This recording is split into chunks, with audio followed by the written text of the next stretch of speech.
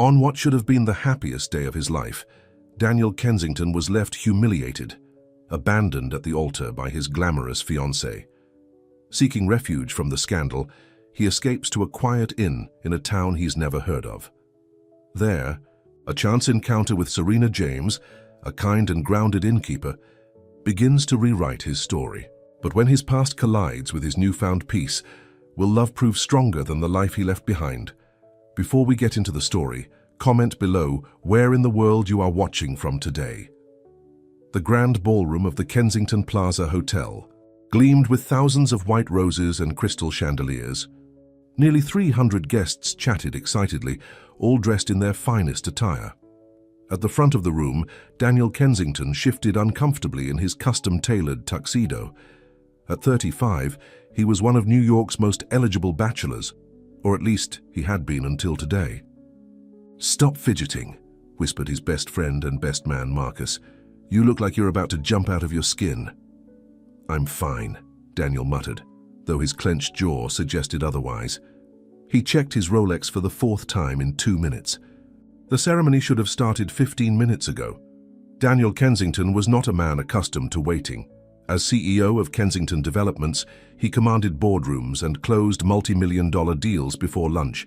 His time was valuable, and everyone knew it. Everyone except apparently his bride. His mother approached, her face tight with worry beneath her perfectly styled silver hair. "Daniel, darling, have you heard anything from Victoria? Her bridesmaids say she's not answering her phone." Before he could respond, his phone buzzed. A text message from Victoria. "I can't do this, I'm sorry." The room spun. Daniel read the message again, certain he had misunderstood. But the words remained unchanged on the screen. "Daniel?" His mother touched his arm. "What is it?" He couldn't speak. Instead, he handed her the phone. Her sharp intake of breath told him she understood immediately. "Marcus," she said, her voice suddenly businesslike. "We need to make an announcement." The next hour passed in a blur. Marcus stood at the microphone, explaining to shocked guests that the wedding would not be taking place. Daniel's father, Robert Kensington, quickly took control, ushering people toward the exits while waitstaff hurriedly packed away champagne flutes and untouched appetizers. Daniel stood frozen in place until the room emptied. Only then did he allow himself to collapse into a nearby chair. "Son," his father said, placing a heavy hand on his shoulder, "this isn't the end of the world." "She didn't even have the decency to tell me to my face," Daniel replied, his voice hollow. "Victoria always was more style than substance," his mother said sharply. "Perhaps this is a blessing in disguise." But Daniel wasn't listening. His phone buzzed again, Victoria calling. He silenced it and slipped it back into his pocket. "I need to get out of here," he said suddenly, standing up. I can't be here right now." "So of course," his father agreed. "The penthouse is ready for you. Your mother and I will handle everything here." Daniel shook his head. "No, not the penthouse. Not anywhere she might find me." "Where will you go?" his mother asked, concerned. "I don't know yet, but I'll be in touch." He loosened his bow tie and headed for the exit, ignoring the pitying looks from the hotel staff. 3 hours later, Daniel found himself driving north on the interstate, his tuxedo jacket discarded in the back seat of his silver Mercedes. He had no destination in mind, just away from New York, away from the office where everyone would be whispering about him, away from the penthouse apartment where Victoria had left half her things. Rain began to fall as dusk settled, making the highway treacherous. His eyes burned with exhaustion, and he realized he'd been driving for hours without stopping. A small green sign appeared. "Millfield, next exit." He had never heard of Millfield, which made it perfect. No one would think to look for him in a town he had no connection to. The exit led to a narrow road winding through dense trees. The rain fell harder, and Daniel peered through the windshield, searching for any sign of civilization. Finally, a warm glow appeared through the downpour, a building with a small illuminated sign. Willow Creek Inn. It wasn't the kind of place he would normally stay, far from the luxury hotels he was accustomed to, but tonight that was exactly what he wanted. Anonymity, simplicity. He parked and dashed through the rain to the front door. A bell jingled as he entered, shaking water from his hair. "My goodness, you're soaked through," came a warm female voice. Daniel looked up to see a woman behind a small wooden check-in counter. She appeared to be around 30, with kind brown eyes and chestnut hair pulled back in a simple ponytail. She wore a soft blue sweater and had a genuine smile that immediately made the room feel warmer. "Sorry," he said, realizing he was dripping on the polished wooden floor. "I got caught in the downpour." "Don't apologize for the rain," she said, coming around the counter with a towel. "Here, dry off a bit." "Thank you," he said, taking the towel. "Do you have any rooms available?" "You're in luck.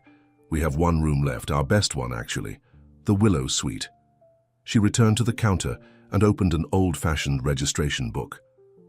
"Will you be staying just the night?" Daniel paused. He hadn't thought beyond escaping New York. "I'm not sure yet. Is it possible to book it for a week?" Her eyebrows rose slightly in surprise. "Of course. We'll be happy to have you." She slid the registration book toward him. "I just need your name and a credit card." For a split second, Daniel hesitated. The Kensington name would be all over the society pages tomorrow. He didn't want to see the pity in her eyes when she recognized him. "Daniel," he said, writing only his first name in the book. He handed her his credit card, hoping she wouldn't notice his last name. If she recognized it, she didn't show it. She simply processed the payment and handed him an actual key. Not a key card, but an old-fashioned brass key with a wooden tag labeled Willow Suite. "I'm Serena," she said. "Serena James. I own the inn. If you need anything at all, just let me know. Breakfast is served from 7 to 10 in the morning room just through there." She pointed to an archway leading to what looked like a comfortable dining area. "Thank you, Serena," he replied, surprising himself by using her first name. In business, he was always formal, always Mr. Kensington, but something about this place, about her, made formality seem unnecessary. "Let me show you to your room," she offered, grabbing an umbrella from a stand by the door. "It's just across the garden." They hurried through the rain to a separate building behind the main house. Serena unlocked the door to reveal a spacious suite with a four-poster bed, a small sitting area with a fireplace and windows that would likely offer a view of the garden in daylight. "This is lovely," Daniel said, genuinely impressed by the simple elegance of the room. "Thank you. It was my grandmother's apartment before she passed. I renovated it last year." Serena moved to the fireplace and skillfully arranged kindling and logs. "Let me get this started for you. It'll help with the dampness." Daniel watched as she lit the fire, noticing the careful way she arranged the logs and the quiet efficiency of her movements. There was something soothing about her presence. "There," she said, standing up as the fire caught. "That should make things cozier. The bathroom's through that door, plenty of hot water, so feel free to take a long shower. And there's extra blankets in the chest at the foot of the bed." "Thank you," Daniel said. "This is exactly what I needed tonight." Serena tilted her head slightly, studying him. "You look like you've had a rough day. Can I bring you some tea? Or maybe something stronger?" Daniel was about to decline automatically. He was used to handling things alone, but stopped himself. "Actually, something stronger would be great if it's not too much trouble." "No trouble at all. I'll be right back." When she returned a few minutes later, she carried a tray with a bottle of whiskey, 2 glasses, and a plate of homemade cookies. "I thought you might be hungry," she explained, setting the tray down on the coffee table. "You didn't have to join me," Daniel said, though he was secretly relieved not to be alone with his thoughts. "It's a house rule," Serena replied with a smile. "Never let a guest drink alone on a rainy night." She poured 2 fingers of whiskey into each glass and handed one to him. "To new beginnings," she said, raising her glass. The toast caught him off guard. Was it that obvious that he was running from something? "To new beginnings," he echoed, taking a sip. The whiskey was good, smooth and warming. Serena sat in the armchair opposite him, her posture relaxed but not overly familiar. "So, Daniel, what brings you to Millfield? We don't get many visitors this time of year." He considered lying, but found he didn't have the energy. "I needed to get away. Today was not what I expected it to be." She nodded, not pressing for details. "Sometimes the unexpected turns in life lead us exactly where we need to be." "Is that what happened to you?" he asked, curious despite himself. Is running an inn what you always wanted to do? Serena laughed softly. Not at all. I was a corporate event planner in Boston for 6 years. Burnout City. When my grandmother died and left me this place, I came to sell it. But then, you fell in love with it, Daniel finished for her. I did. It was like the place had a soul, you know. It needed someone to care for it. She sipped her whiskey. My ex-fiancé thought I was having a nervous breakdown when I decided to stay. He gave me an ultimatum. Come back to Boston or we were done. And yet, here you are, Daniel observed. Here I am, she agreed with a slight smile. Best decision I ever made, even if I didn't recognize it at the time. They fell into easy conversation as the fire crackled and the rain pattered against the windows. Serena told him about the inn, about the small town of Millfield, about her journey from stressed-out city planner to innkeeper. She didn't ask about his life, for which he was grateful. After an hour, she glanced at her watch. I should let you rest. You've clearly had a long day. Thank you, Daniel said, walking her to the door. Not just for the room, but for this, the conversation. It helped. Sometimes talking to a stranger is easier than talking to someone who knows all your history, she replied with understanding. Sleep well, Daniel. Things often look clearer in the morning. After she left, Daniel took a long, hot shower, letting the water wash away the remnants of what should have been his wedding day. As he climbed into the surprisingly comfortable bed, he realized he hadn't checked his phone in hours. There were 23 missed calls, from his parents, from Marcus, from business associates, and yes, from Victoria. There were dozens of text messages and emails. News traveled fast in their circle. He turned the phone off and placed it in the drawer of the bedside table. Whatever crisis awaited him in New York could wait. For now, for tonight at least, he would follow Serena's wisdom and see if things looked clearer in the morning. Daniel woke to sunlight streaming through the windows. For a moment he was disoriented, unsure where he was. Then the events of the previous day came flooding back. The wedding that wasn't, his drive north, the Willow Creek Inn. Surprisingly, the crushing weight of humiliation he'd felt yesterday had lightened somewhat. It was still there but dulled, as if the distance from New York had created a buffer between him and the pain. The smell of coffee and something sweet baking drew him from bed. He showered and dressed in the clothes he'd worn yesterday, the only ones he had with him. He'd need to find a store and buy some basics if he was staying for the week. In the breakfast room, several tables were occupied by other guests, but Daniel spotted Serena immediately. She moved between tables with coffee, chatting easily with everyone. She noticed him in the doorway and smiled, gesturing to a small table by the window. Good morning, she said as he sat down. How did you sleep? Better than I expected, he admitted. This place has a certain peace to it. That's the nicest compliment the inn could receive, she replied, pouring him a cup of coffee. Hungry? Starving, actually. Excellent. We have blueberry pancakes today, my grandmother's recipe, and bacon, of course. That sounds perfect. As she walked away to place his order, Daniel took in the breakfast room. It was cozy without being cramped, with windows overlooking the garden he hadn't been able to see in last night's rain. The other guests were a mix of couples and families, all looking relaxed and content. His phone remained off in his room, and he felt no urgency to check it. For the first time in years, no one expected anything from him. No meetings, no conference calls, no social obligations. The freedom was both terrifying and exhilarating. Serena returned with a plate piled high with pancakes and crispy bacon. Enjoy, she said, and when you're done, I thought, you might want these. She set down a small stack of local maps and brochures.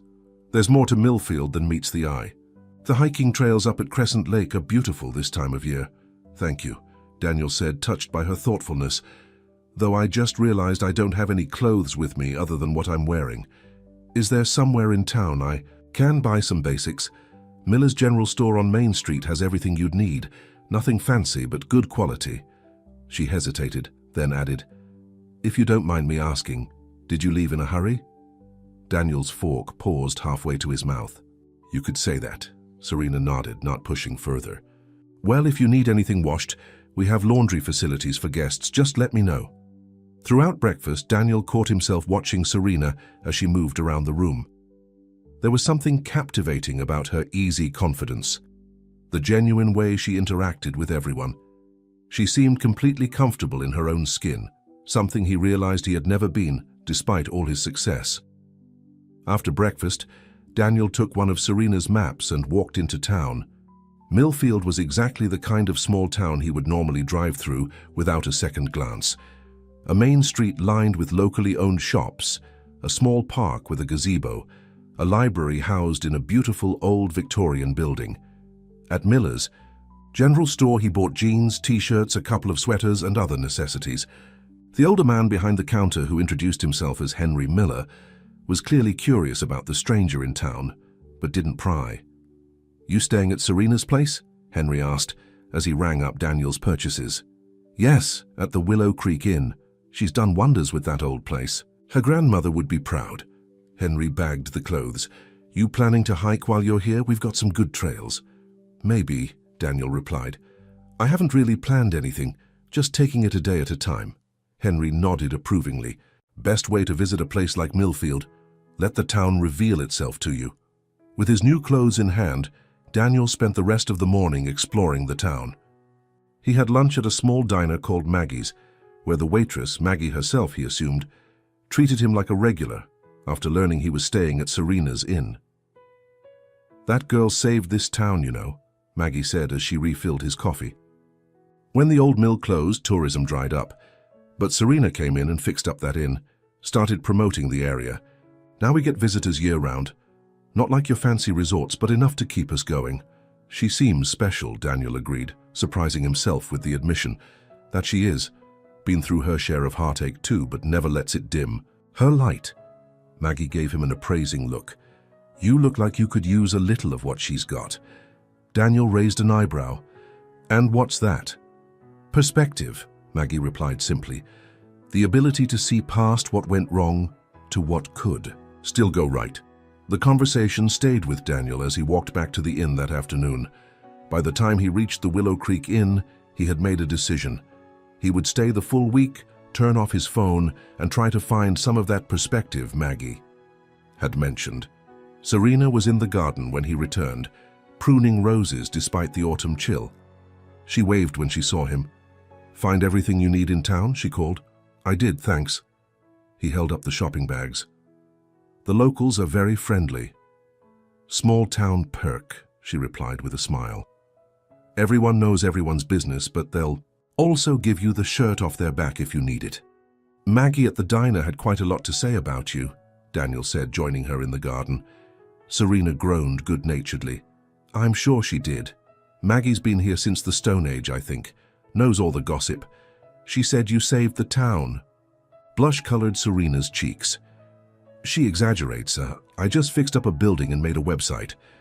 "I doubt that's all you did," Daniel said, studying her. "People don't talk about you the way they do if that's all there was to it." Serena straightened up, brushing dirt from her hands. "Well, while you're getting the local gossip, I hope you're enjoying your stay so far." "I am. So much that I've decided to keep my phone off and actually take this week as a retreat, I guess." "Good for you," she said, sounding genuinely pleased. "Everyone needs to disconnect sometimes." "I was wondering," Daniel said, feeling oddly nervous, "if you might have some recommendations for dinner, somewhere quiet maybe. The Riverside Tavern has great food and a back patio that's usually empty this time of year." She hesitated, then added, "I usually go there on Thursdays. Owner's a friend of mine. I could show you the place if you'd like company." "I would," Daniel replied, surprised at how much he meant it. "I'd like that very much." As they stood in the garden, with fallen leaves swirling around their feet and the autumn sun casting a golden glow over everything, Daniel felt something he hadn't experienced in a very long time, a moment of pure contentment. No pressure, no expectations, no image to maintain. Maybe Millfield had more to offer than he'd thought. Maybe Serena did too, and maybe, just maybe, being left at the altar wasn't the end of his story, but the beginning of a new one. The Riverside Tavern was exactly the kind of place Daniel would have overlooked in his previous life. From the outside, it looked like any small-town bar: weathered wooden sign, string lights along the porch, pickup trucks in the gravel parking lot. But as Serena led him through the main dining room to the back patio, he was surprised by the charm of the place. The back patio overlooked the river that gave the tavern its name. String lights hung overhead, creating a warm glow against the darkening sky. A fire pit crackled in the corner, keeping the autumn chill at bay. "Jake!" Serena called, waving to a bearded man behind the bar. "Got room for two? For you?" "Always," the man replied with a warm smile. He eyed Daniel curiously, but didn't comment on Serena's unusual dinner companion. "Jake's the owner," Serena explained, as they settled at a table near the fire pit. "We went to high school together. He left for culinary school in New York, worked at some fancy restaurants, then came back here to open this place 5 years ago. Seems like a pattern in this town," Daniel observed. "People leaving and coming back. The ones who belong here always find their way back," Serena said with a smile. "The town has a way of calling its people home." Jake approached their table with 2 glasses of red wine. "On the house," he said, setting them down. "Serena's special. She only brings guests here when she really likes them." He winked at Daniel, ignoring Serena's embarrassed protest. "I bring all my guests here," she insisted. "Your food is the best in town." Sure, Jake teased. "That's why I haven't seen you in here with a guest in what, 6 months?" Daniel found himself enjoying the easy banter between them. In his world, friendships were often strategic alliances, relationships calculated for maximum benefit. The genuine affection between Serena and Jake was refreshing. After Jake took their orders and left, Serena shook her head with a smile. "Sorry about that. Small town. Everyone thinks they're a comedian." "I like it," Daniel admitted. "It's real." Serena studied him over her wine glass. "You're not from a small town, are you?" "No," he replied. "A New York born and raised." "I thought so. You have that city edge to you." She tilted her head. "What do you do there? Let me guess. Lawyer?" Daniel smiled. "Close. Business. Real estate development." "Ah, hence the nice car and the designer. Watch that you're trying not to show off." He glanced down at his wrist, surprised. Most people noticed his Patek Philippe immediately. It was meant to be noticed after all. "I'm not trying to hide it. Maybe not consciously," she replied. "But you've been pulling your sleeve over it all day, like you don't want to be defined by it." Her observation unsettled him. Was he that transparent, or was she just unusually perceptive? "So what happened?" she asked gently. "What made a New York real estate developer run away to a town that isn't even on most maps?" Daniel took a long sip of his wine, debating how much to tell her. "I was supposed to get married yesterday." Serena's eyes widened. "Oh, I'm sorry. I shouldn't have—" "No, it's okay," he interrupted. "She left me at the altar, literally.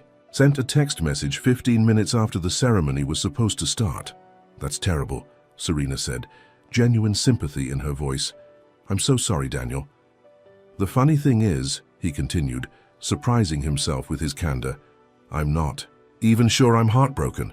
Humiliated, yes, angry, definitely, but heartbroken." He shook his head. "I think what hurts most is that I didn't see it coming. I'm good at reading people, it's part of my job, but I missed this completely. Sometimes we don't see what's right in front of us because we're too busy looking at what we think should be there," Serena said thoughtfully. Before Daniel could respond, Jake arrived with their food: perfectly grilled steaks, roasted vegetables, and crusty bread that smelled like heaven.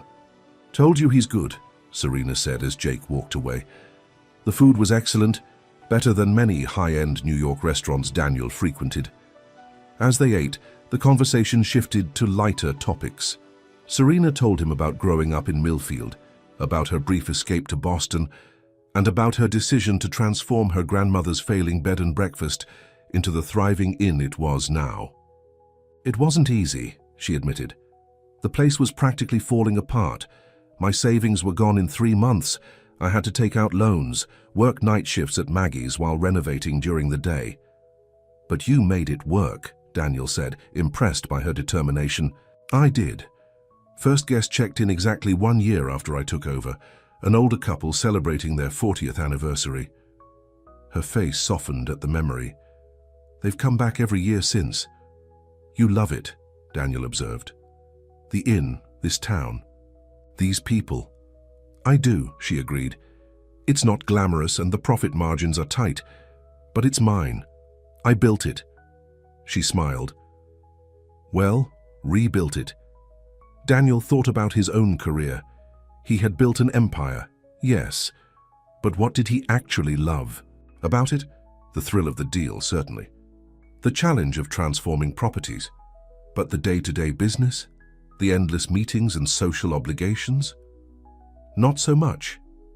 As they finished dinner, Serena suggested a walk along the riverfront. The night was clear and cool, the moon reflecting off the water. Thank you for this, Daniel said as they strolled along the path.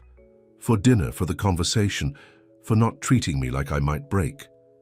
Is that what people usually do? She asked. My family, my friends, they mean well, but they're all walking on eggshells around me. Or they were before I left. He sighed. I should probably turn my phone back on, let them know I'm okay. Probably, she agreed, though I understand the appeal of staying disconnected.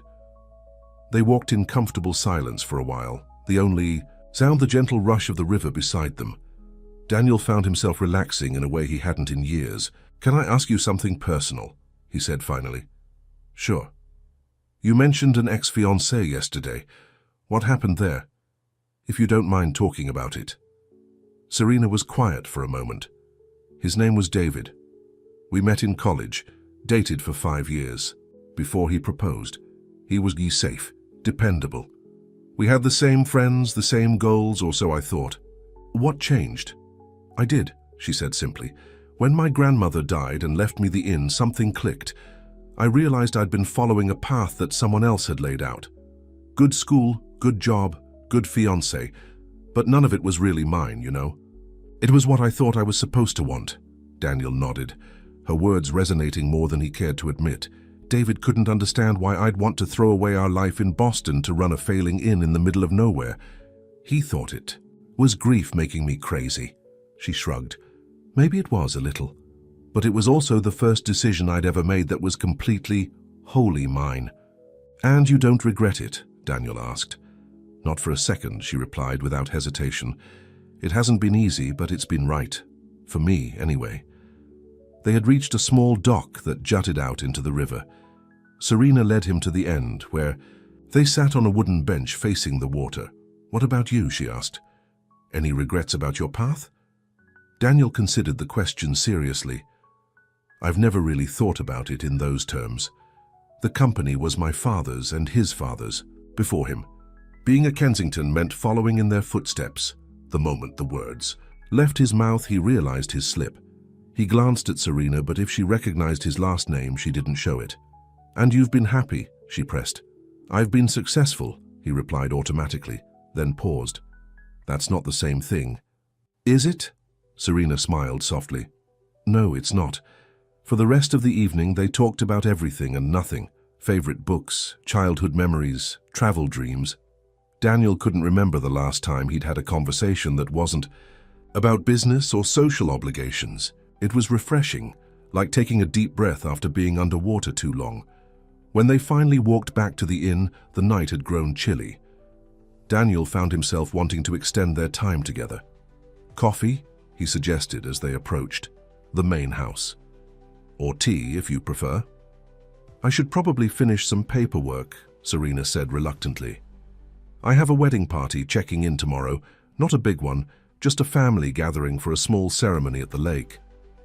Of course, Daniel said, trying to hide his disappointment. Thank you again for dinner. I had a good time, she replied, and he could tell she meant it. If you're not busy tomorrow, the farmer's market in the town square is worth a visit. Best apple cider donuts you'll ever taste. I'll check it out, he promised. She hesitated, then leaned up and kissed his cheek lightly. Good night, Daniel. Sleep well. As he watched her walk into the main house, Daniel touched his cheek where her lips had been. For the first time since Victoria's text message, he felt something other than humiliation and anger. Something like hope. Back in his room, he finally turned on his phone. It immediately began buzzing with notifications. More missed calls, more text messages, more emails. He scrolled through them quickly. His parents were worried but understood his need for space. Marcus had handled the press, giving a vague statement about mutual decision to postpone the wedding. Victoria had called and texted repeatedly, her messages evolving from tearful apologies to angry demands to know where he was. The last message from her had come just 2 hours ago. "This is ridiculous, Daniel. You can't just disappear. We need to talk. I made a mistake." He typed a brief response to his parents, letting them know he was safe and would be out of touch for a few days. To Marcus, he sent thanks for handling the fallout. To Victoria, he sent nothing at all. Then he turned the phone off again and placed it back in the drawer. The morning dawned bright and crisp, a perfect autumn day. Daniel showered and dressed in his new casual clothes, jeans and a sweater that would have seemed foreign in his New York life, but felt right here in Millfield. At breakfast, Serena was busy with the arriving wedding party, a family of about 15 people, all talking excitedly about the weekend ceremony. She caught his eye across the room and smiled, but didn't have time to chat. Following her suggestion, Daniel walked into town for the farmers' market. The town square had been transformed overnight, with stalls selling everything from fresh produce to handmade crafts.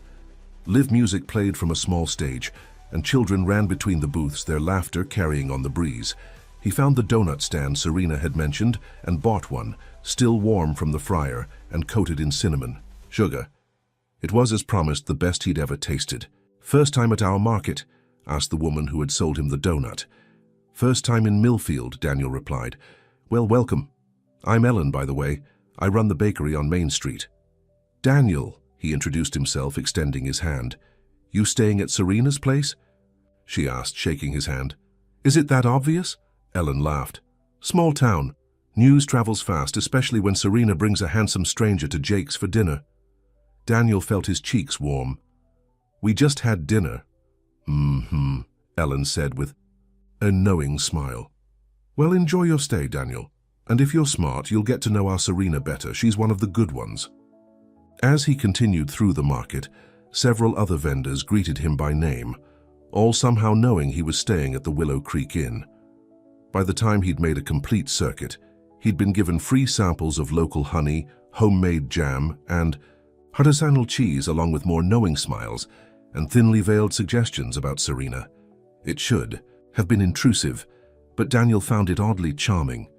These people genuinely cared about Serena, and by extension, anyone she chose to spend time with.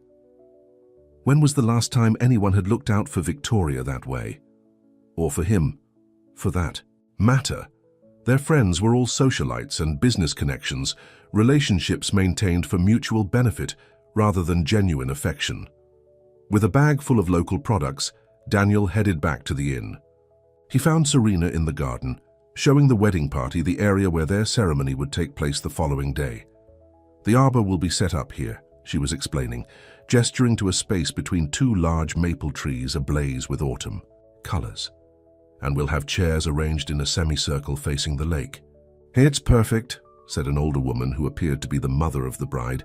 "Exactly what Emily wanted. Simple but beautiful." "That's our specialty," Serena replied with a smile. She noticed Daniel standing nearby and waved him over. "Meet our newest guest. Daniel, this is the Foster family. Emily and Michael are getting married here tomorrow." Daniel greeted the family, who welcomed him warmly and immediately invited him to attend the wedding. "The more the merrier," said Emily, a pretty blonde in her late 20s. "Serena's already coming. She's practically part of the family after all the help she's given us." "I wouldn't want to intrude," Daniel began, but Michael, the groom, insisted. "Not an intrusion at all. Any friend of Serena's is welcome." Serena caught his eye with a small smile. "These small-town weddings are nothing like your New York affairs, but they have their own charm." The casual reference to his home city reminded Daniel that he'd never told her he was from New York. She must have pieced it together from their conversations, he realized.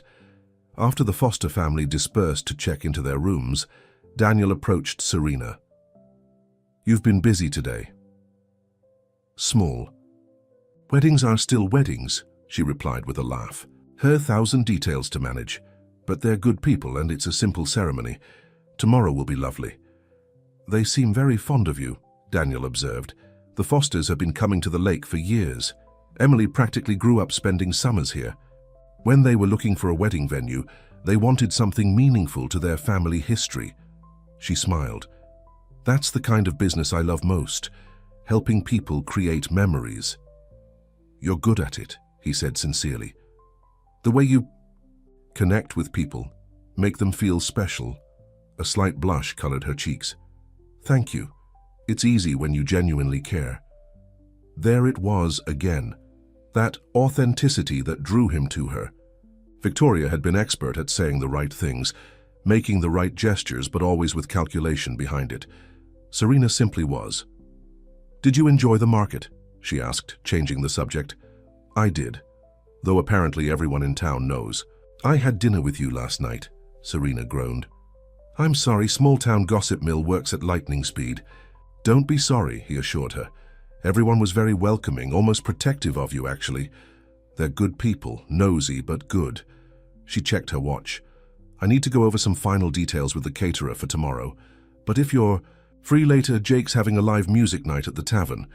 Local band, nothing fancy, but they're actually pretty good. Sounds fun, Daniel replied, surprised to find he meant it.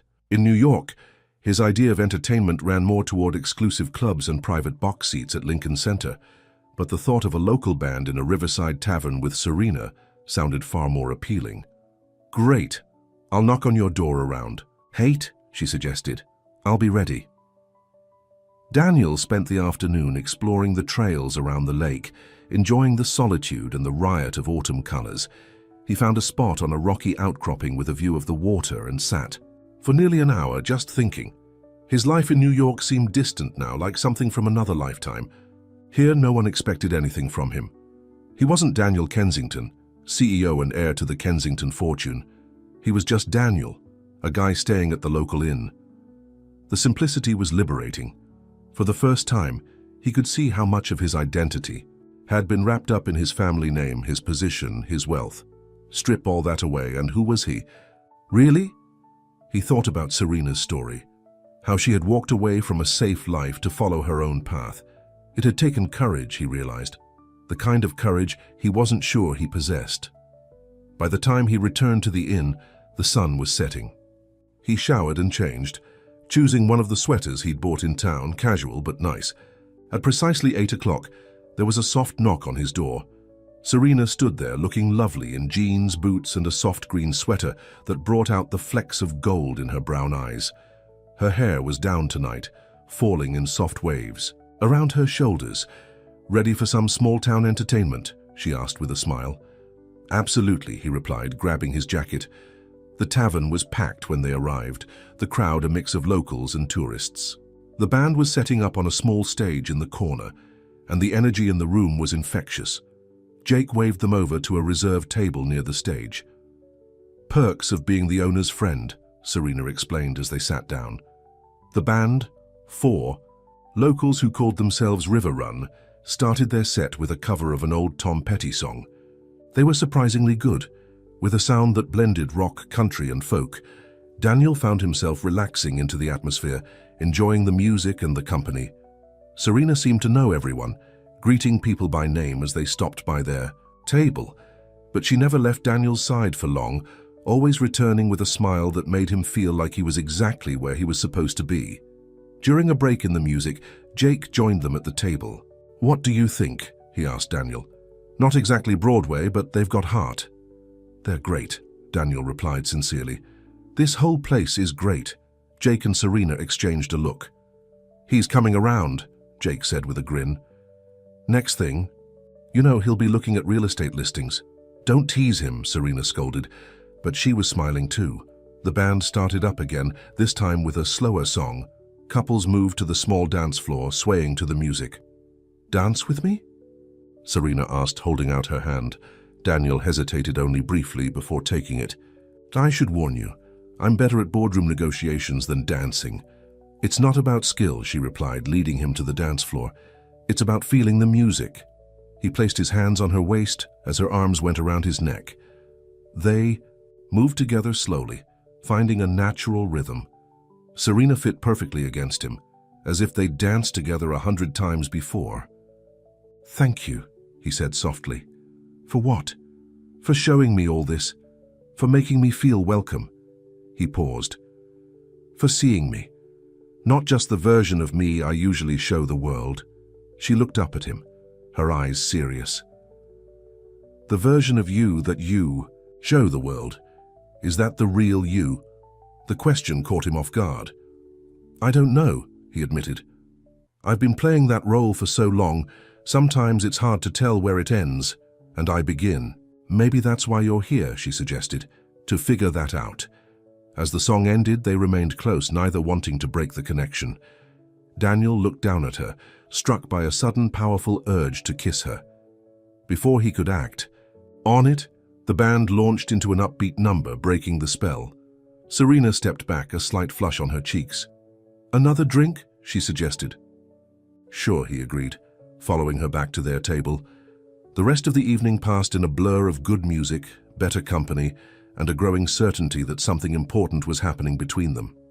By the time they walked back to the inn, the night air crisp around them, Daniel knew he was in trouble. 4 days ago, he'd been about to marry another woman. Now he couldn't imagine returning to that life. At the door to his suite, they paused. "I had a great time," Serena said softly. "So did I," he replied. He reached out and tucked a strand of hair behind her ear, letting his fingers linger against her cheek. She leaned into his touch ever so slightly. "Daniel, a ton, I know," he said. "It's too soon. I'm still sorting through everything with Victoria, and you barely know me." "That's true," she agreed, "but also not the whole truth." "What's the whole truth?" he asked, his voice low.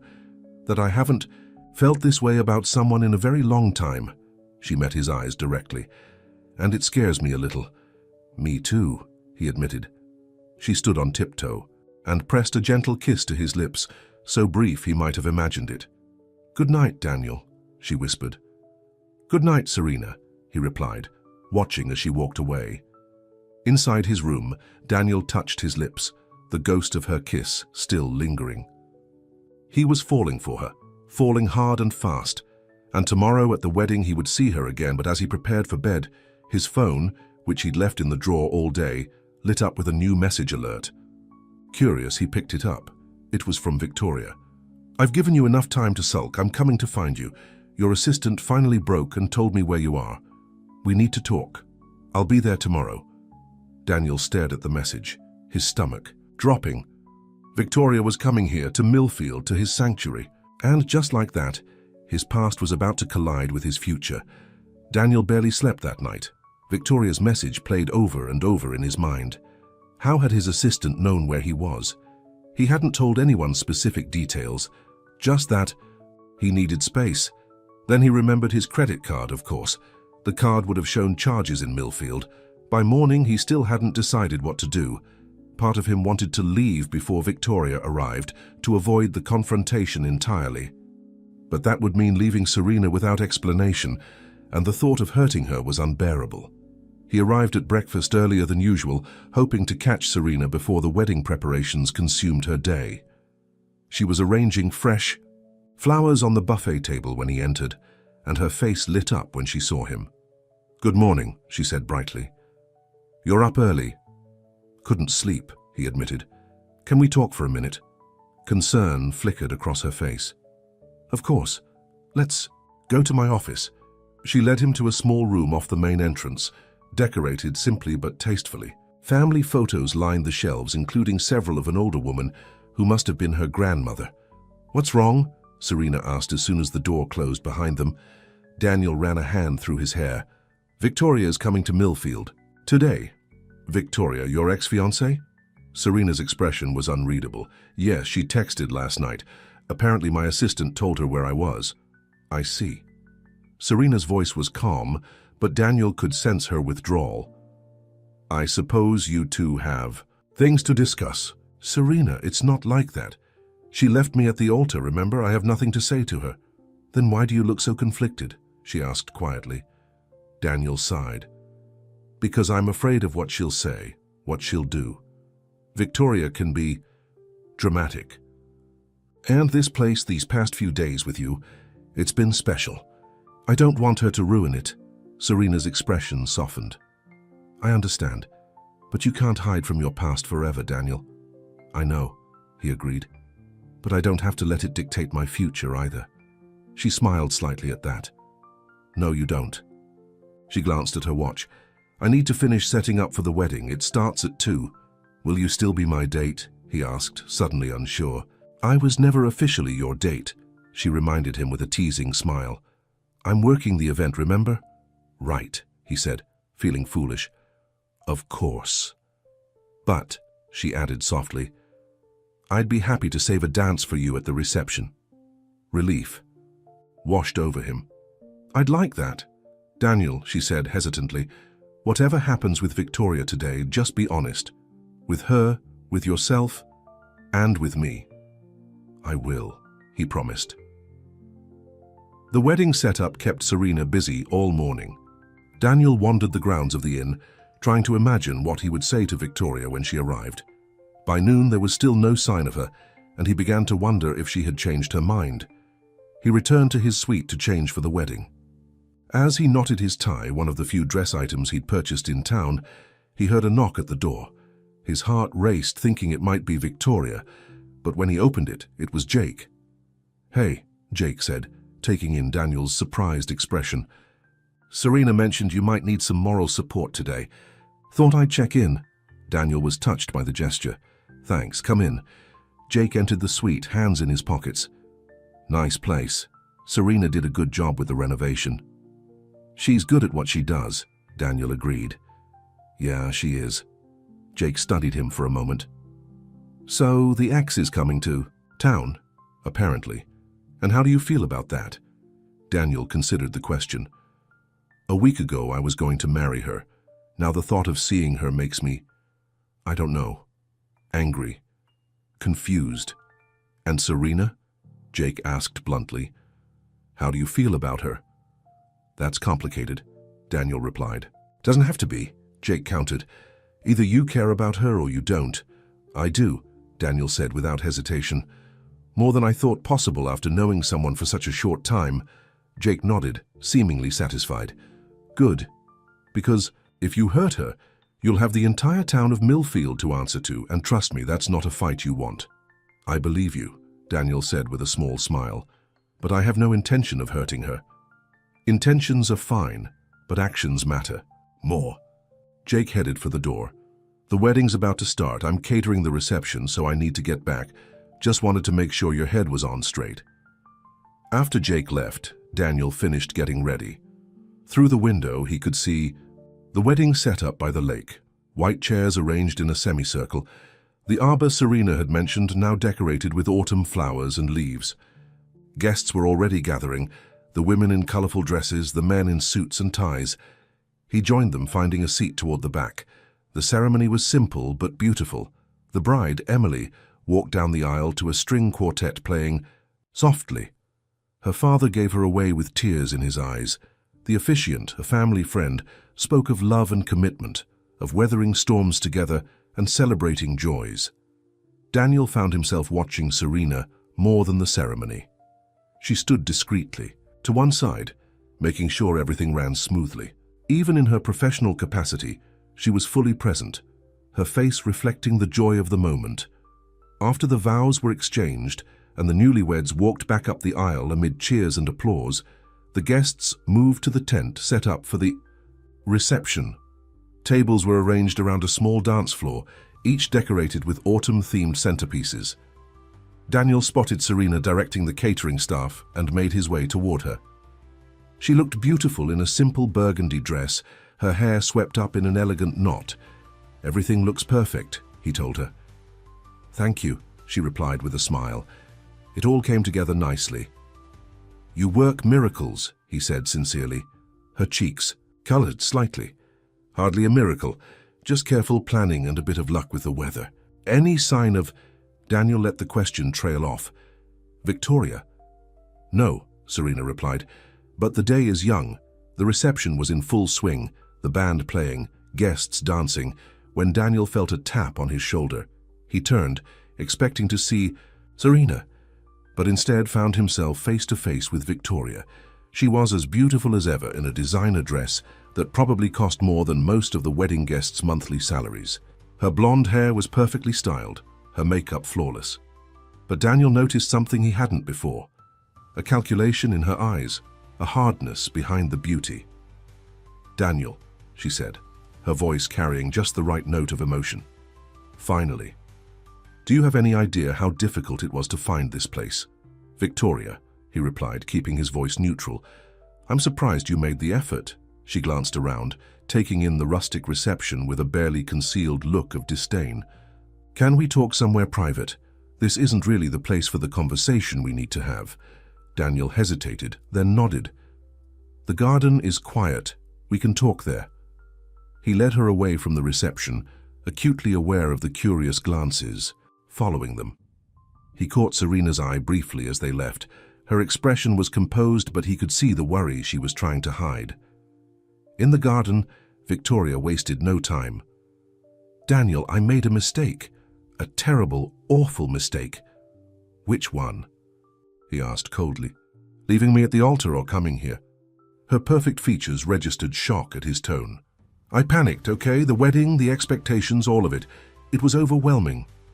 But I've had time to think, and I know now what I really want. You. Us." "There is no us anymore, Victoria," Daniel said firmly. "You made sure of that when you sent that text." "One moment of weakness shouldn't erase 5 years together," she argued, reaching for his hand. "We can start over. Plan a smaller wedding, just family. Or elope, if that's..." "What you want?" Daniel pulled his hand away. "What I want is for you to leave."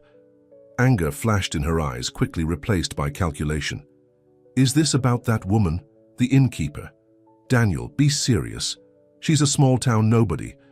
What could she possibly offer you that I can't?" "Authenticity," he replied without hesitation. "Kindness, a genuine connection that isn't based on what I can give her or how I can advance her social standing." Victoria laughed, the sound harsh in the peaceful garden. "Oh, Daniel, you're so naive. She wants something from you just like everyone else. She just hasn't shown her hand yet." "You're wrong," he said, shaking his head. "And the fact that you think that way says more about you than it does about her." "Fine," Victoria snapped, dropping the pretense of reconciliation. "Play your little small-town fantasy if you must, but remember what's waiting for you in New York. Your family, your company, your real life. This," she gestured around dismissively, "this is just an escape, it's not real." "Maybe my life in New York was the fantasy," Daniel countered. "A persona I created because it was expected of me." Victoria studied him, her expression cold. "You've changed." "I hope so," he replied sincerely. She adjusted her designer handbag on her shoulder, her posture shifting to business-like efficiency. "You should know that your absence has been noticed. The board is getting nervous. Your father can only cover for you for so long." "Is that a threat?" Daniel asked, raising an eyebrow. "A reality check," she corrected. "While you've been playing house in this quaint little town, the real world has continued without you. The Thompson deal is on the verge of collapse. The Bryant property has development issues that only you can solve. And the charity gala next week, those things will sort themselves out," Daniel interrupted. "Or they won't. Either way, I'm Andy..." "Not rushing back because you think I should." Victoria's eyes narrowed. "You'd risk everything you've built for what? A woman you've known for less than a week."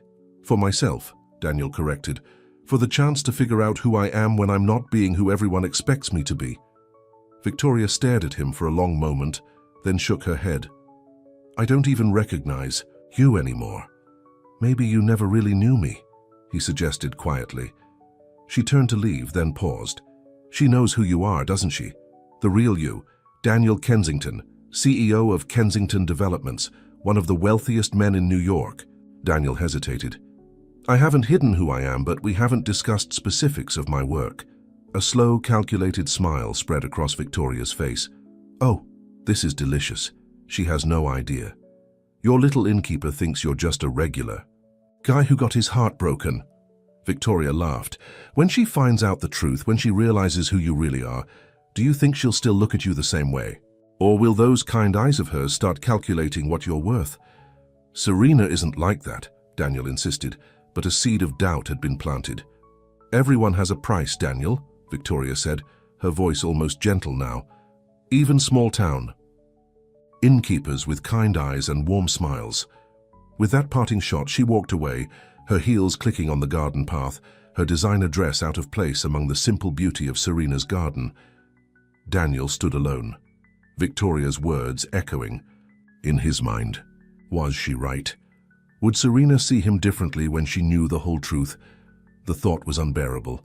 He made his way back to the reception, searching for Serena among the guests. He spotted her near the dance floor, deep in conversation, with the mother of the bride. She looked up as he approached, a question in her eyes. Everything okay? She asked when he reached her. She's gone, he replied. Back to New York, I hope. Serena nodded, studying his face. And you? Are you okay? I'm not sure, he admitted. Can we talk later, after the reception? Of course, she agreed. I'll come find you when things wind down. The band started playing a slow song, and Daniel found himself reaching for her hand. Dance with me, he asked, needing to hold her, to ground himself in the connection he felt with her. She hesitated only briefly before placing her hand in his. One dance, she agreed with a smile. I am working after all. On the dance floor, Daniel pulled her close, breathing in the light floral scent of her perfume. They moved together as if they'd been dancing for years, her body fitting perfectly against his. She seemed beautiful, Serena said softly, breaking the comfortable silence between them. She is, Daniel agreed. On the outside. And on the inside, he sighed. I'm not sure I ever really knew. Maybe I saw what I wanted to see.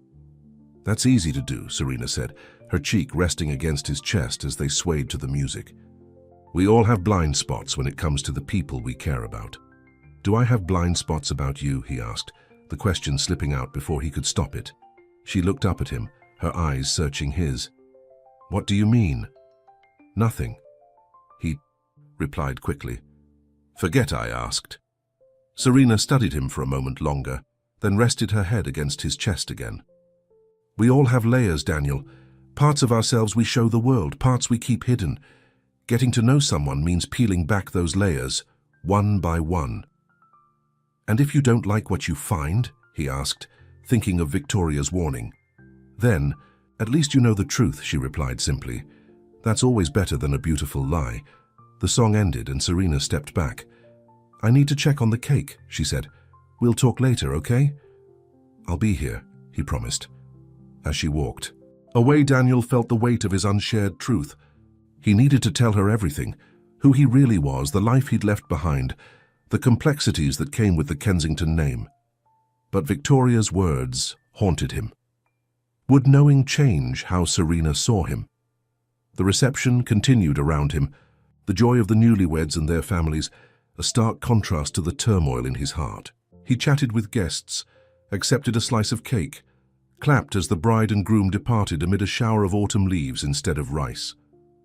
As the party wound down and the last guests drifted away, Daniel helped the staff stack chairs and clear tables. It wasn't the kind of work he normally did, but there was something satisfying about the simple physical labor. You don't have to do that, Serena said, appearing beside him with a tired smile. You're a guest, not staff. I don't mind, he replied. It feels good to be useful. She studied him for a moment. You're full of surprises, Daniel. Most men in designer watches don't volunteer for cleanup duty. His hand went automatically to his wrist, where his Patek Philippe gleamed in the late afternoon sun. About that, he began, but Serena shook her head. Later, she said, when we're both less tired and I'm not thinking about a dozen things that still need to be done. Let me help, he offered. Then we can talk. Together they finished the cleanup, working side by side in comfortable silence. By the time the last rental van pulled away and the grounds were restored to their usual peaceful state, the sun was setting over the lake. Walk with me, Serena suggested, gesturing toward the lakeshore path. They strolled together as the sky turned from gold to pink to purple. Daniel searched for the right words, the right way to tell her the truth without changing what was growing between them. Victoria said something that's been bothering me, he finally admitted. Oh? Serena's tone was carefully neutral. She said that when you find out who I really am, you'll see me differently. Serena stopped walking and turned to face him. And who are you really, Daniel? He took a deep breath. My full name is Daniel Kensington. I'm the CEO of Kensington Developments. We're one of the largest real estate development companies in New York. I know, she said simply. Daniel stared at her, stunned. You know? She nodded. I recognized your name when you checked in. The Kensington name is pretty hard to miss, even in Millfield. Your company tried to buy lakefront property here a few years ago for a resort development. I didn't know that. Daniel said, genuinely surprised. The deal fell through, Serena continued. The town council voted against it. They were afraid it would change the character of Millfield. And you never said anything, Daniel said, still processing the fact that she had known all along. It didn't seem important, she replied with a shrug. You clearly wanted privacy. Who was I to intrude? But my company tried to change your town. Aren't you angry about that? Serena considered the question. The company, maybe. But you? No, you're not just your company. Daniel, just like I'm not just the inn. Relief washed over him. So Victoria was wrong. Knowing who I am doesn't change how you see me. I've always seen you, Serena said softly, from that first night when you showed up soaking wet on my doorstep. Money doesn't make a person, Daniel. Actions do. He reached for her hand, intertwining their fingers. I've been thinking about staying longer, he admitted. Beyond the week I booked. Have you? Her voice was carefully neutral, but her eyes betrayed her hope. There are things in New York I need to deal with, he continued. Responsibilities I can't ignore forever. But I'm not ready to leave this, to leave you. What are you saying, Daniel? I'm saying that for the first time in my life, I feel like myself when I'm with you. Not Daniel Kensington, CEO, or Daniel Kensington, eligible bachelor. Just Daniel. And I don't want to lose that. Serena squeezed his hand. You don't have to. The inn has excellent Wi-Fi, you know. You could work remotely for a while. You wouldn't mind having me underfoot? He asked, hope rising in his chest. I think I could get used to it, she replied with a smile. Daniel pulled her closer, his hands moving to her waist. There's still so much you don't know about me, he warned, and so much I don't know about you. That's the fun part, she whispered, her arms circling his neck, discovering each other one day at a time. When he kissed her, it felt like coming home, a home he didn't know he was searching for until he found it. Her lips were soft under her body warm and real in his arms. This wasn't the calculated passion he'd shared with Victoria, always with an undercurrent of performance. This was genuine, honest, true. They broke apart slowly, both a little breathless. I've wanted to do that for days, Daniel admitted, resting his forehead against hers. What took you so long, she teased, her eyes sparkling in the fading light. I was waiting for the right moment, he replied, for clarity. And do you have clarity now, she asked, suddenly serious.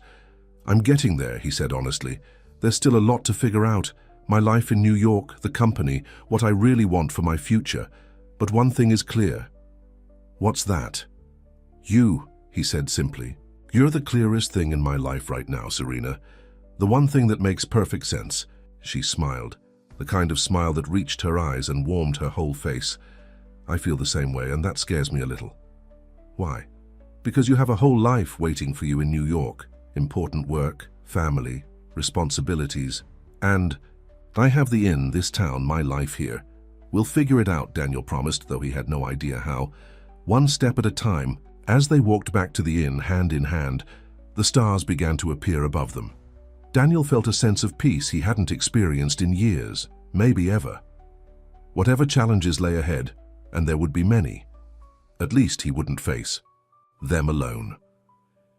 The next morning, Daniel woke early. For the first time since arriving in Millfield, he turned his phone on and left it on. There were more messages waiting, but among the dozens from Victoria, his parents, and various business associates, one stood out, an email from Marcus with the subject line, Urgent Board Meeting Called. Daniel opened it with a sense of dread. Daniel, hope. You're doing well wherever you are. Things here have taken a turn. Your father tried to cover for your absence, but Victoria has been talking to board members. She's convinced several of them that your mental state after the wedding debacle makes you unfit to lead the company right now. They've called an emergency board meeting for Friday to discuss a temporary leadership change. I know you needed space, but if you want to keep your position, you need to be at that meeting. It's scheduled for 10 a.m. at the main office. Call me when you get this. Marcus Daniel read the email twice, anger building with each word. Victoria was trying to push him out of his own company, the company his grandfather had founded, that his father had built, that he had expanded. All because he had refused to take her back. He dressed quickly and went in search of Serena. He found her in the kitchen, preparing breakfast for the guests. "Morning," she said brightly, then frowned when she saw his expression. "What's wrong?" "I need to go back to New York," he said, without preamble. "There's an emergency at my company. Victoria is trying to have me removed as CEO." Serena set down the bowl she was mixing. "Can she do that?" "With enough board votes, yes. She's been working them behind my back, telling them I'm unstable after the wedding." He ran a hand through his hair in frustration. "I have to be there for the meeting on Friday." "Of course you do," Serena agreed immediately. "Your company is important to you." "It's not just about the company," Daniel explained. "It's about what Victoria is doing. She's trying to take away the one thing she thinks I value most because I wouldn't take her back." "And do you?" Serena asked. "Value the company most?" Daniel considered the question. A week ago, the answer would have been an automatic yes. Now he wasn't so sure. "It's complicated," he said finally. "The company is my heritage, my family's legacy. I've poured my life into it, but is it what I value most? No, not anymore." Serena smiled slightly at that. "When will you leave?" "Today," he replied. "I need time to prepare, to talk to Marcus and my father, to line up support before the meeting." "Understand," she said, though disappointment flickered in her eyes. Will you come back? After?" The question hung between them, laden with meaning. Daniel closed the distance between them, taking her hands in his. "Yes," he said firmly. "Whatever happens with the company, I'm coming back. To you." Relief washed over her face.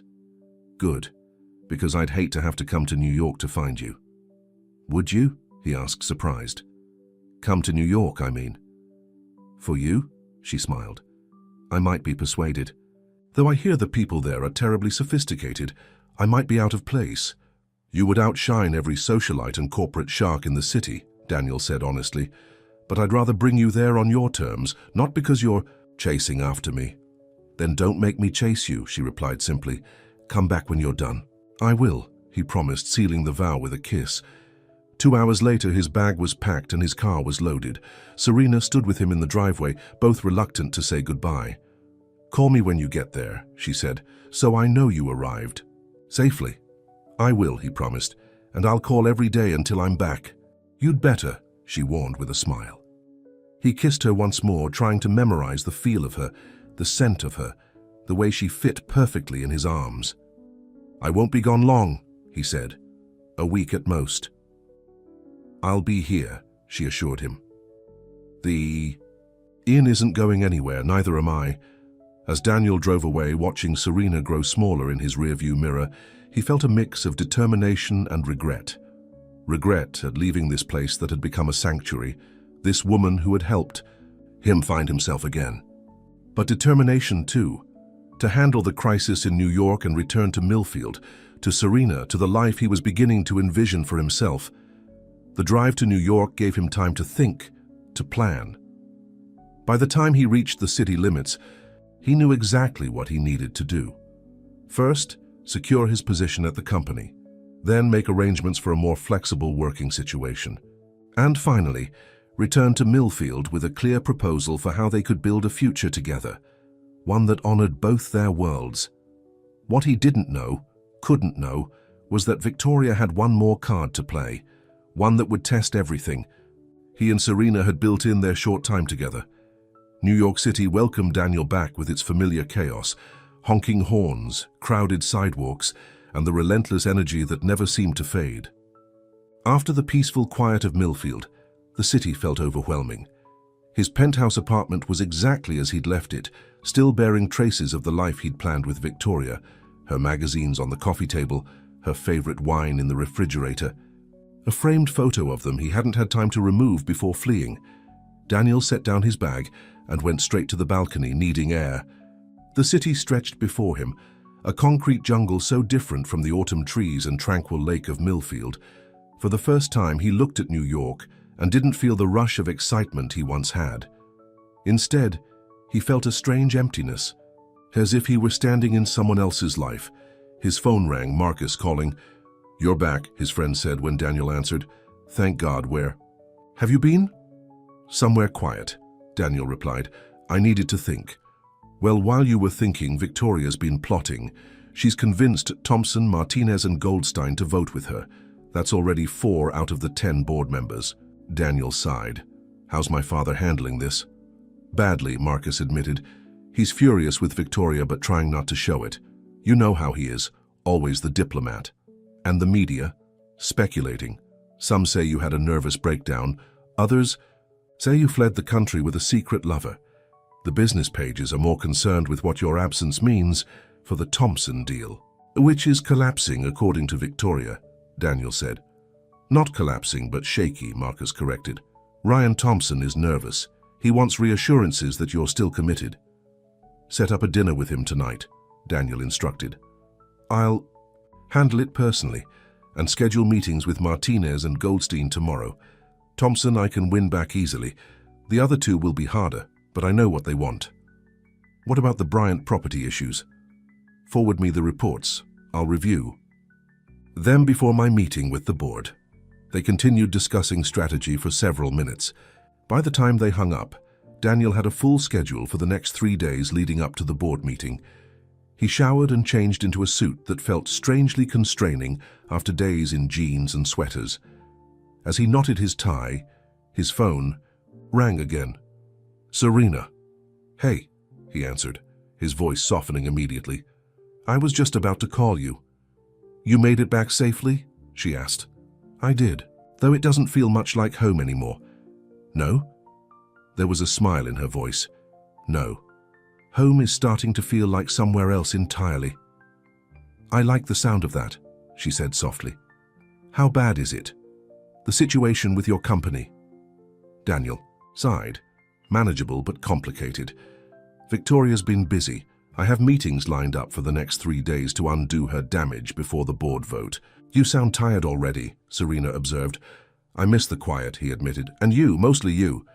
"It's only been a few hours," she teased. "Feels longer." There was a pause, and Daniel could almost see her sitting in her office at the inn, phone pressed to her ear, that warm smile on her face. "I should let you go," she said finally. "You have work to do." "I'll call you tonight," he promised, "after my dinner meeting. I'll be waiting." The call ended, but Daniel held onto the phone for a moment longer, as if it could somehow keep her close. Then he straightened his shoulders, put on the persona of CEO Daniel Kensington, and headed out to reclaim his life. Dinner with Ryan Thompson went exactly as planned. The older man had been worried by Daniel's sudden disappearance, but was easily reassured by his confident demeanor and clear vision for their partnership. By dessert, the Thompson deal was back on solid ground. The next morning, Daniel met with Martinez and Goldstein separately. Both were harder to win over, having been thoroughly convinced by Victoria that Daniel's mental state was questionable. But Daniel had come prepared. For Martinez, he brought a revised proposal for international expansion, something the board member had been pushing for years. For Goldstein, he offered a seat on the executive committee, a position the older man had coveted since joining the board. By the end of the day, both men had agreed to support him at the board meeting. Daniel felt a grim satisfaction. This was the world he knew how to navigate, one of strategy, negotiation, and calculated moves. Yet it felt hollow somehow, lacking the genuine human connection he'd found in Millfield. That evening, he called Serena as promised, the sound of her voice a balm to his soul after a day of corporate maneuvering. "You sound tired," she said after. He recounted his day. "I am," he admitted. "This used to energize me. The deals, the strategy. Now it just feels exhausting." "Maybe you need a change," she suggested gently. Maybe I do. He paused, choosing his words carefully. What would you think about me spending more time in Millfield? Not just a week or two, but regularly. I'd like that, she replied, and he could hear the smile in her voice. Very much. But what about your company? I'm working on that, he said. I have some ideas. They talked for nearly an hour about everything and nothing. Daniel found himself telling her things he'd never shared with anyone. His childhood dreams, his doubts about the path he'd chosen, his desires for a different kind of future. She listened without judgment, offering insights that continually surprised him with their perception. When they finally said goodnight, Daniel felt more certain than ever of what he needed to do. Not just to keep his position, but to reshape his life into something that would bring him real happiness. The next day was a whirlwind of meetings, phone calls, and preparations for the board vote. Daniel met with his father for lunch, explaining his temporary absence without revealing too much about Serena or Millfield. Robert Kensington was supportive but concerned. You've never taken time off like this before, his father observed. Not even when your mother was ill last year. I know, Daniel acknowledged. That was a mistake, one of many I've made by putting the company first. His father studied him carefully. Something's changed in you, he said finally. You seem lighter somehow. Despite everything that's happening, Daniel smiled. I feel lighter. I've gained some perspective. This perspective, does it have a name? His father asked shrewdly. Serena, Daniel replied, not bothering to hide the truth. She owns the inn where I stayed. Robert nodded thoughtfully. Victoria mentioned you'd found someone. Victoria doesn't know anything about Serena, Daniel said sharply. Perhaps not, his father conceded. But she's convinced the board that your sudden interest in this woman is evidence of your instability. Daniel's anger flared. My personal life is none of the board's business. I agree, his father said calmly. But perception matters in our world, Daniel, you know that. I do, Daniel sighed, and I'm handling it. But after this is settled, I want to make some changes to my role, to how I work. His father raised an eyebrow. What kind of changes? I want to delegate more, work remotely part of the time, focus on strategy and major decisions, not day-to-day operations. Because of this woman, this Serena? Because of me, Daniel corrected. Because I've spent the last decade building a life that looks perfect on paper, but feels empty in reality. Serena helped me see that, but the decision is mine. Robert was quiet for a long moment. Your grandfather built this company from nothing. I expanded it across the country. We always assumed you would take it global, and I still can, Daniel argued. But on my terms, not at the expense of everything else. Does she understand what you're asking her to share? The scrutiny, the expectations, that come with the Kensington name? We're taking it one day at a time, Daniel replied. But yes, she understands more than you might think. Robert nodded slowly. I'd like to meet her someday.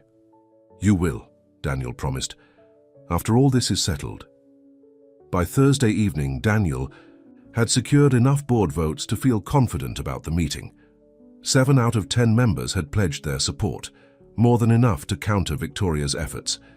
He should have felt relieved, but instead he felt on edge. Victoria had been suspiciously quiet since their confrontation in Millfield. Daniel knew her well enough to suspect she had something else planned. He was just finishing a late dinner at his penthouse when the doorbell rang. Wary, he checked the security monitor and was surprised to see his mother standing in the hallway. Mom, he said, opening the door. Is everything okay? Elizabeth Kensington entered with the graceful poise that had made her a fixture in New York society for decades. That depends on your definition of okay, she replied, removing her gloves. Your father tells me you're planning to abandon your responsibilities here to chase after some small-town girl. Daniel sighed. That's not what I said. What you said and what Victoria is telling everyone are two very different things. His mother sat down on the sofa, crossing her legs elegantly. She's been quite busy in your absence. So I've heard, Daniel replied dryly. The board meeting is under control, Mum. You don't need to worry. It's not the board I'm worried about, she said, studying him carefully. "It's you. Are you sure you know what you're doing?" Daniel poured them both a glass of wine. "With the company? Yes. With my life?" He smiled slightly. "I'm figuring it out." "Tell me about her," his mother said unexpectedly. "This woman who's turned your world upside down in less than 2 weeks." Surprised, Daniel sat beside her. "Her name is Serena. She owns an inn in a small town called Millfield. She's kind, genuine, hardworking. She sees me. The real me, not the Kensington name or the CEO title." "Sounds too good to be true," his mother observed, sipping her wine. "I thought so too at first," Daniel admitted, "but she knew who I was from the beginning and never treated me differently because of it." His mother's expression softened. "You care for her." "I do," he said simply. "More than I thought possible after knowing someone for such a short time." "And Victoria?" "Was a mistake," Daniel said firmly. "One I'm glad I discovered before the wedding, not after." Elizabeth nodded thoughtfully. "I never quite warmed to her, you know. Too calculated, too perfect." Daniel laughed. "You could have mentioned that before I proposed." "Would you have listened?" she asked knowingly. "Probably not," he admitted. They talked for another hour, his mother sharing insights about his father's concerns and offering advice for the board meeting. When she left, Daniel felt strangely comforted. His mother had always been the more pragmatic of his parents, the one who saw through pretense to the heart of things. He called Serena as he did every night, but this time there was no answer. He tried again 20 minutes later, still nothing. A vague unease settled over him. She always answered his calls, even when busy with inn guests. He sent a text. Tried calling twice. "Everything okay?" No response. Daniel tried to quell his rising anxiety. There could be a dozen innocent explanations. She could be dealing with a guest emergency, or the cell reception in Millfield could be acting up again, or her phone could be charging. He was about to try a third time when his own phone buzzed, with a text notification, not from Serena but from Victoria. "I warned you, everyone has a price. Even small-town innkeepers." Attached was a photo that made Daniel's blood run cold. Serena sitting across from a man Daniel recognized as Lewis Peterson, Victoria's father's lawyer. They appeared to be in a restaurant, documents spread between them on the table. Daniel's first instinct was to call Victoria and demand an explanation, but he stopped himself. That's what she wanted, to rattle him, to make him react without thinking. Instead, he tried Serena's number once more. Still no answer. He paced his apartment, trying to make sense of the photo. What was Serena doing with Peterson? What kind of documents were they reviewing? The obvious explanation was too painful to consider, that Victoria had somehow bought Serena's silence or cooperation. But that didn't fit with the woman he'd come to know. Unless he hadn't known her at all, Daniel barely slept that night. By morning, Serena still hadn't returned his calls or texts. The board meeting was scheduled for 10 a.m., leaving him no time to drive to Millfield and confront her in person. He would have to face the board with this uncertainty hanging over him. He dressed carefully in his best suit, armor for the battle ahead. In the elevator down to his waiting car, his phone finally buzzed with a message from Serena. "Sorry I missed your calls. We need to talk. Call me after your meeting." The brevity and formality of her message only increased his anxiety. This wasn't the warm, open Serena he knew. Something had changed. At Kensington Development's headquarters, Daniel was greeted with the respect his position commanded. Staff nodded deferentially as he strode through the lobby toward the executive elevator. Marcus was waiting for him on the top floor. "You look terrible," his friend observed bluntly. "Didn't you sleep?" "Not really," Daniel admitted. "Any last-minute surprises I should know about?" "Nothing from the board members who pledged support," Marcus replied. "But Victoria arrived early with her father. They're in the small conference room with Peterson." Daniel's stomach tightened at the mention of the lawyer. "Any idea what they're planning?" "No, but they seem confident," Marcus said, concern evident in his voice. "Are you sure you've got the votes locked down?" "As sure as I can be," Daniel replied. "Let's go." The boardroom was imposing by design. A long mahogany table surrounded by high-backed leather chairs, floor-to-ceiling windows offering a panoramic view of the city. The board members were already seated when Daniel entered, his father at the head of the table. Victoria sat halfway down, between her father and Peterson. She smiled coolly at Daniel, triumph in her eyes. "Let's begin," Robert Kensington said as Daniel took his seat. "As you all know, this emergency meeting was called to address concerns about leadership. Ms. Rothschild has raised questions about Daniel's current capacity to lead the company. Daniel has requested the opportunity to address these concerns directly." All eyes turned to Daniel. He stood buttoning his suit jacket and faced the board with the confidence that had served him well throughout his career. "Thank you for coming today," he began.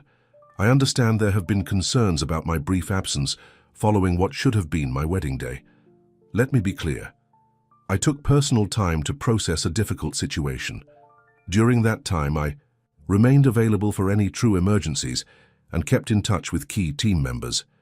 He detailed the status of the major projects Victoria had claimed were in jeopardy: the Thompson deal, now back on solid ground; the Bryant property issues, resolved through a simple zoning variance; the charity gala fully organized and ready to proceed. "In short," he concluded, "the company is strong, our projects are on track, and my commitment to Kensington developments has never wavered." The board members nodded approvingly. Victoria's expression hardened. "If I may," she interrupted, standing. "While Daniel's presentation is reassuring, it doesn't address the underlying concerns about his judgment and stability. Within days of our wedding being cancelled, he fled to a small town and became involved with a woman he barely knows. This pattern of impulsive behavior raises serious questions about his decision-making." Daniel tensed. "My personal life is not relevant to this discussion." "I disagree," Victoria countered. "The board has a responsibility to ensure the company's leadership is sound, and there's more they should know." She nodded to Peterson, who distributed folders to each board member. "What is this?" Daniel demanded. Victoria smiled coldly. "Evidence that your judgment is compromised. The woman you've been seeing, Serena James, has a history of targeting wealthy men. She left her fiancé in Boston after her grandmother conveniently left her valuable property. And now she's set her sights on you, or more accurately, on the Kensington fortune." Daniel's hands clenched into fists. "That's a lie, is it?" Victoria's voice dripped with false concern. "Then perhaps you can explain why she met with Mr. Peterson yesterday to discuss a potential settlement." Murmurs rippled around the table as board members opened the folders. Daniel felt as if the floor were tilting beneath him. "Settlement," he repeated, confusion evident in his voice. Peterson spoke for the first time. "Ms. James was quite interested in discussing what kind of agreement might be reached to protect her interests should your relationship continue." Daniel stared at the lawyer, trying to process his words. This couldn't be true. Serena wouldn't do this. His father cleared his throat. "I believe we're straying from the purpose of this meeting. The question before the board is whether Daniel should continue as CEO, not the character of someone who is not present to defend herself." "With respect, Mr. Kensington," Victoria's father interjected, "these matters are connected. If Daniel's judgment is impaired in his personal life, can we trust it in business matters?" The boardroom erupted in debate. Daniel barely heard the arguments flowing around him, his mind still stuck on the image of Serena meeting with Peterson. Had he been wrong about her? Had Victoria been right all along, that everyone had a price? His phone vibrated in his pocket. He glanced down surreptitiously to see Serena's name on the screen. A text message. "Whatever Victoria is telling you is a lie. I met with her lawyer because he claimed to have information about threats to the inn. It was a setup. Call me." Relief washed over him, followed quickly by anger at Victoria's manipulation. He looked up to find her watching him, a smug smile on her face. She thought she had won. "Enough," Daniel said, his voice cutting through the debate. "Before we continue, I'd like to call a witness who can shed light on these allegations." "This isn't a trial, Daniel," Victoria objected. "No, it's worse," he replied evenly. "It's character assassination." He turned to the board. "I ask for 30 minutes to present additional information that will clarify this situation." His father nodded. "I think that's reasonable. We'll take a short recess." As the board members filed out, Daniel pulled Marcus aside. I need you to set up a video call in the conference room, now. 30 minutes later, the board reconvened. A large screen at the end of the room displayed Serena's face, her expression calm but determined. "Board members, this is Serena James," Daniel introduced. "Ms. James, you've been accused of targeting me for financial gain. I'd like to give you the opportunity to respond." Serena nodded, her gaze steady even through the video connection. "Thank you, Daniel. Members of the board, my name is Serena James. I own and operate the Willow Creek Inn in Millfield. Yesterday, I received a call from Mr. Lewis Peterson, who claimed to have information about a developer planning to build a resort that would threaten my business. He asked to meet and discuss potential legal options." She held up a document. "This is what he actually presented at our meeting. A draft agreement offering me $2 million to end my relationship with Daniel and publicly state that I had pursued him for financial gain." Gasps and murmurs filled the boardroom. Victoria's face drained of color.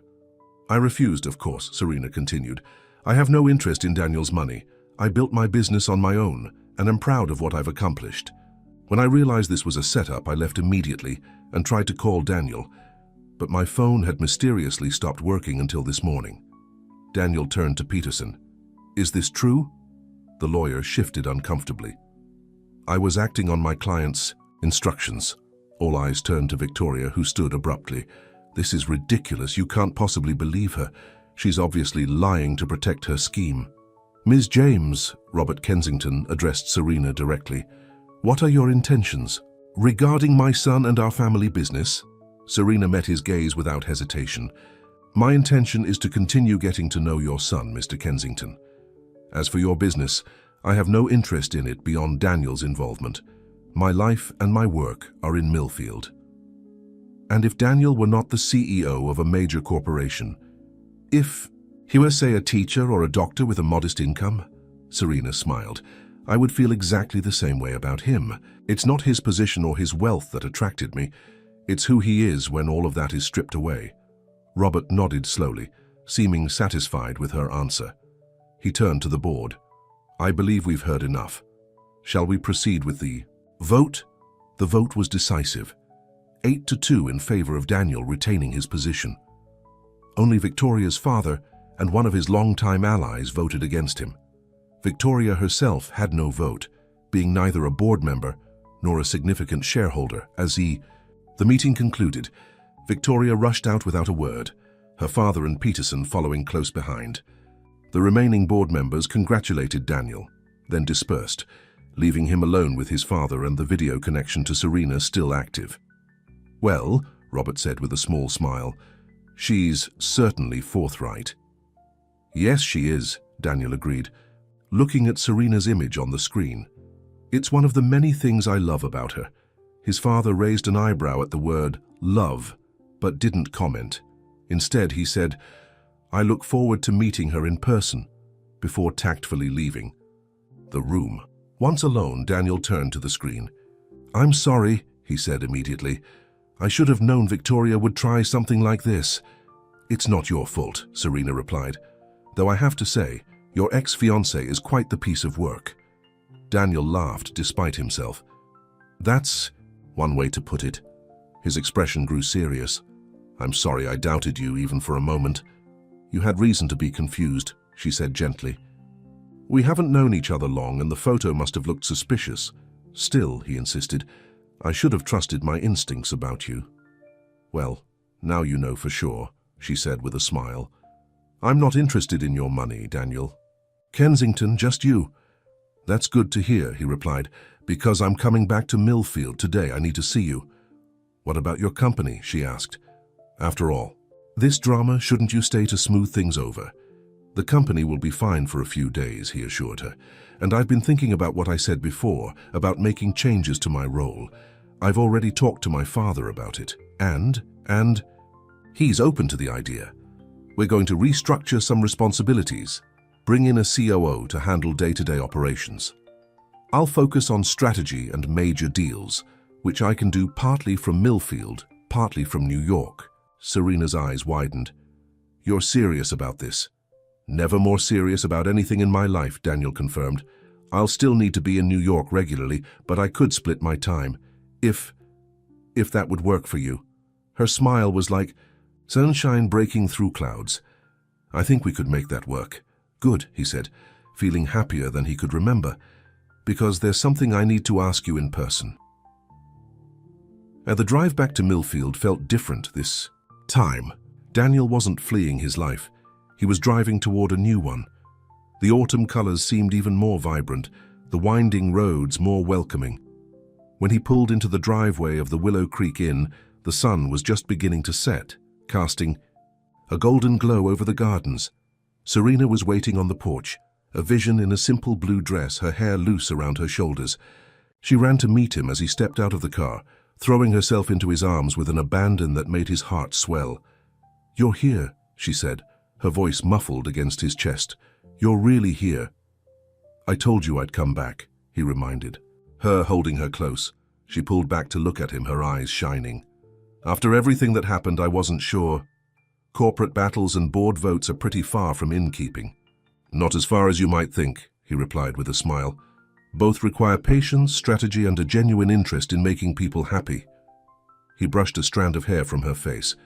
"Though you're much better at that last part than I am." "I don't know," she teased. "You make me pretty happy."